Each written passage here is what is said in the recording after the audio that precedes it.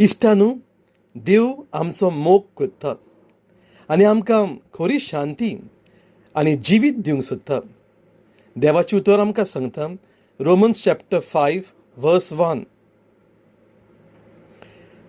आमकां खरी शांती देवा लागीं मेळटा जेजू वरवीं. तेच बरोबर देवाची उतर आमकां सांगता जुवांचें शुभ वर्तमान दावो आवेसवर दावी वोळ.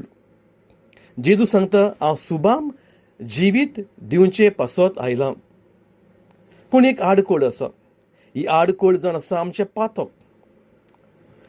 आयजाय 59 वर्स 2 आमकां सांगता आमचें पातक जावन आसा एक आडखळ. आनी तेच बरोबर हें देवाचें उतर आमकां सांगता आमच्या पातकाक लागून देवाचें मुखामोळ आमचे कडल्यान पयस गेलां. देवान आपलें मुखामोळ आमचे कडलें लिपयलां.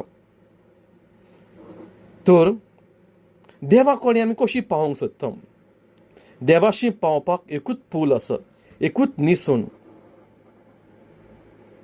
आनी तो पूल ती निसण जावन आसा जेजू. जेजू वरवीं आमकां स्वर्गीचें दार उक्तें जाता. जेजू सांगता स्वर्गार वचपाक हांव जावन आसा दार. म्हजे वरवीं स्वर्गीचें दार उक्तें जाता हें जेजू आमकां सांगूंक सोदता. तर आमचो जबाब कितें? आमची काळजां जेजूक उक्ती करुया.